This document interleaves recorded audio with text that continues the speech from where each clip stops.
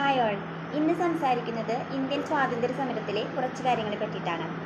1857 കലാപം അഥവാ ഒന്നാം ഇന്ത്യൻ സ്വാതന്ത്ര്യ സമരം തുടങ്ങിയത് 1857 മെയ് 10 മീററ്റിലായിരുന്നു ഇതിൻ്റെ തുടക്കം. ഒന്നാം സ്വാതന്ത്ര്യ സമരത്തിൻ്റെ ഏറ്റവും ആദ്യത്തെ രക്തസാക്ഷിയായിരുന്നു മംഗൾ പാണ്ഡെ.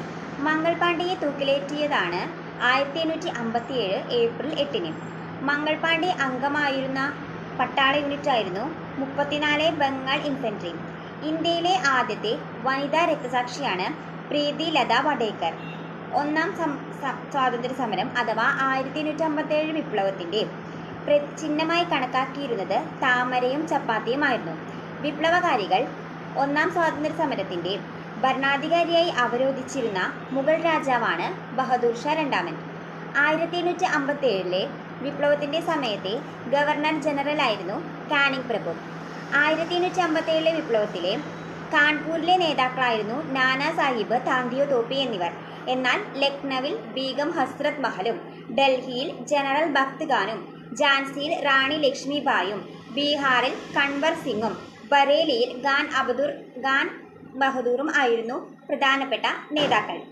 1857 വിപ്ലവത്തെ ദേശീയ കലാപം എന്ന് വിശേഷിപ്പിച്ചത് ഡിസ്രേലി എന്ന ആളാണ്. 1857 വിപ്ലവത്തെ ഇന്ത്യയുടെ ഒന്നാം സ്വാതന്ത്ര്യ സമരം എന്ന് വിശേഷിപ്പിച്ചത് വി.ഡി. സവർക്കർ ആയിരുന്നു. 1857 വിപ്ലവത്തെ ആദ്യത്തേതിനുമല്ല സ്വാതന്ത്ര്യത്തിന് ഉള്ളത് വേണ്ടിയതുമല്ല എന്ന് വിശേഷിപ്പിച്ച ആളാണ് R.C. മജുംദാർ. 1857 വിപ്ലവത്തെ ഉയർത്തെണീക്കൽ എന്ന് വിശേഷിപ്പിച്ചത് വില്യം ഡാൽറിപ്പർ ആയിരുന്നു.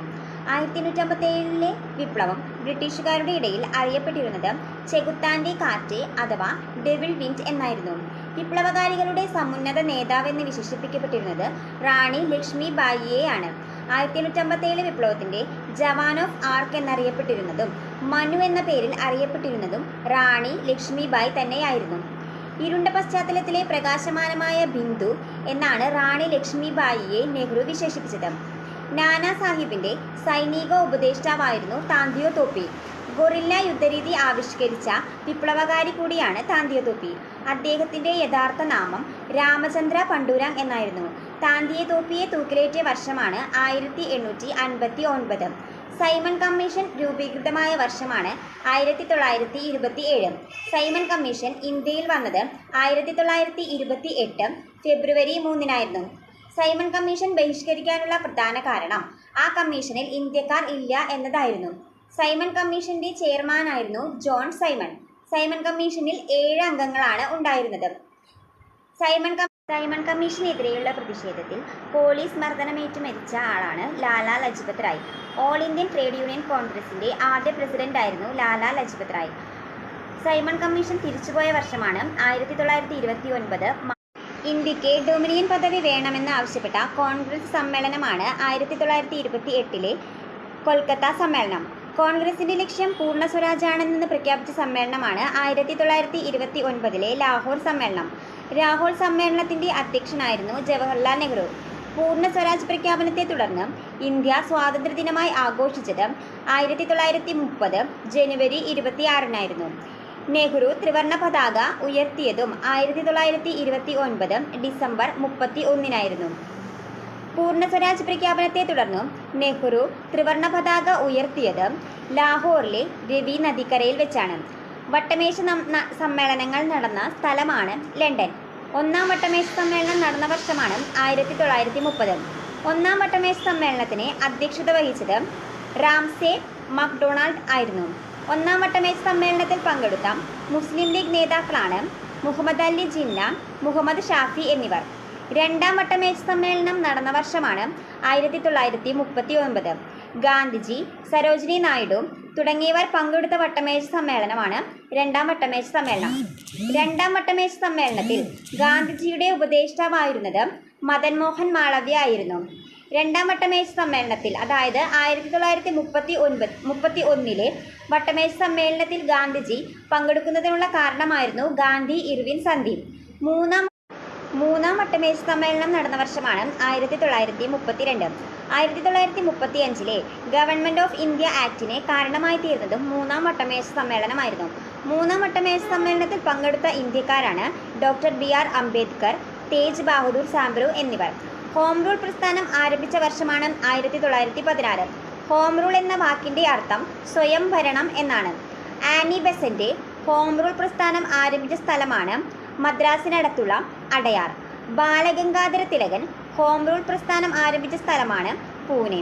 ജാലിയൻ വാലാബാഗ് കൂട്ടക്കൊല നടന്ന വർഷമാണ് 1919 ഏപ്രിൽ 13. ജാലിയൻ വാലാബാഗ് കൂട്ടക്കൊലയ്ക്ക് കാരണമായ നിയമമാണ് റൗലത്ത് ആക്ട്. ജാലിയൻ വാലാബാഗ് കൂട്ടക്കൊലയ്ക്ക് കാരണക്കാരനായ ബ്രിട്ടീഷ് ഓഫീസറായിരുന്നു ജനറൽ റെജിനാൾഡ് ഡയർ. ജാലിയൻ വാലാബാഗിൽ വെടിവെക്കാൻ അനുമതി നൽകിയ പഞ്ചാബ് ഗവർണറായിരുന്നു മൈക്കിൾ ഒ ഡയർ. മൈക്കിൾ ഒ ഡയറിനെ വധിച്ച ദേശാഭിമാനിയാണ് ഉദ്ധം സിംഗ്. ജാലിയൻ വാലാബാഗ് കൂട്ടക്കൊലയെക്കുറിച്ച് അന്വേഷിച്ച കമ്മീഷനാണ് ഹണ്ടർ കമ്മീഷൻ. ജാലിയൻ വാലാബാഗ് കൂട്ടക്കൊലയിൽ പ്രതിഷേധിച്ച് സർ പദവി തിരിച്ചു നൽകിയ ദേശീയ നേതാവാണ് രവീന്ദ്രനാഥ ടാഗോർ.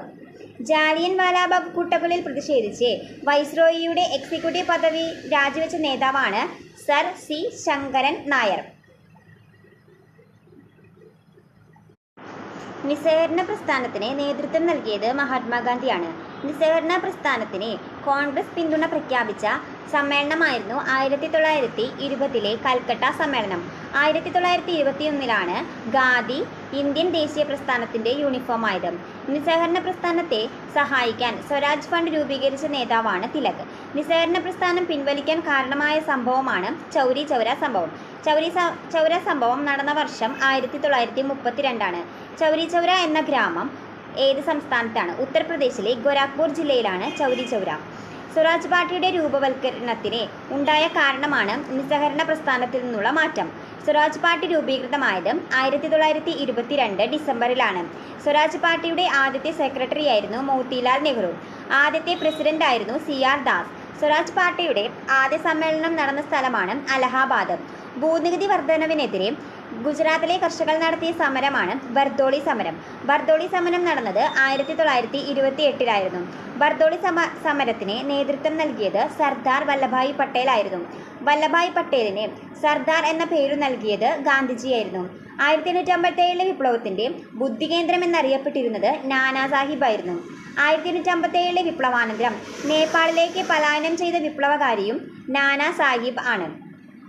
ബീഹാർ സിംഗം എന്നറിയപ്പെടുന്നത് കൻവർ സിംഗ് ആണ്. ഒന്നാം സ്വാതന്ത്ര്യ സമരത്തെ ശിപ്പായി ലഹള എന്ന് വിശേഷിപ്പിച്ചത് ജോൺ ലോറൻസ് ആണ്. ബ്രിട്ടീഷുകാർ ബഹദൂർ ഷായെ നാടുകടത്തിയത് മ്യാൻമാറിലേക്കാണ്, റംഗൂണിലേക്ക്. അവിടെ വെച്ച് തന്നെയാണ് അദ്ദേഹം മരണപ്പെട്ടതും. ഒന്നാം ഇന്ത്യയുടെ സ്വാതന്ത്ര്യ സമരം പൂർണ്ണമായും അടിച്ചമർത്തിയ വർഷമാണ് 1858. 1857 വിപ്ലവാനന്തരം ഇന്ത്യയുടെ ഭരണാധികാരിയായ ബ്രിട്ടീഷ് രാജ്ഞിയാണ് വിക്ടോറിയ രാജ്ഞി. 1857 വിപ്ലവത്തിനു ശേഷം പിൻവലിക്കപ്പെട്ട നിയമമാണ് ദത്തവകാശ നിരോധന നിയമം. മുസ്ലിം ലീഗ് രൂപീകൃതമായത് 1906 ഡിസംബർ 30 മുസ്ലിം ലീഗിൻ്റെ രൂപീകരണത്തിന് നേതൃത്വം നൽകിയത് ആഗാ ഖാനാണ്. മുസ്ലിം ലീഗിൻ്റെ ആദ്യത്തെ പ്രസിഡന്റും അദ്ദേഹമായിരുന്നു. മുസ്ലിം ലീഗിൻ്റെ രൂപീകരണമായുള്ള വേദിയായിരുന്ന നഗരമാണ് ധാക്ക. മുസ്ലിം രാഷ്ട്രവാദം ആദ്യമായി നടത്തിയത് മുഹമ്മദ് ഇക്ബാൽ ആയിരുന്നു. പാകിസ്ഥാൻ വാദത്തിൻ്റെ ഉപജ്ഞാതാവായി അറിയപ്പെട്ടിരുന്നത് മുഹമ്മദ് ഇക്ബാൽ ആണ്. സാരേ ജഹാം സെ അച്ച എന്ന ദേശഭക്തി ഗാനം എഴുതിയതും മുഹമ്മദ് ഇക്ബാൽ തന്നെ. ഉറുദു ഭാഷയിൽ പാകിസ്ഥാൻ എന്ന പദത്തിൻ്റെ അർത്ഥം ശുദ്ധമായ നാട് എന്നാണ്. Muslim League direct action day ആചരിച്ചത് 1946 ഓഗസ്റ്റ് 16 പാകിസ്ഥാൻ എന്ന പദം ആദ്യമായി ഉപയോഗിച്ചത് ചൗധരി റഹ്മത്തലി ആയിരുന്നു. ദ്വിരാഷ്ട്രവാദം അവതരിപ്പിച്ച നേതാവാണ് ലാഹോർ സമ്മേളനത്തിൽ 1940 മുഹമ്മദ് അലി ജിന്ന. 1929 14 തത്വങ്ങൾ പ്രഖ്യാപിച്ച നേതാവാണ് മുഹമ്മദ് അലി ജിന്ന.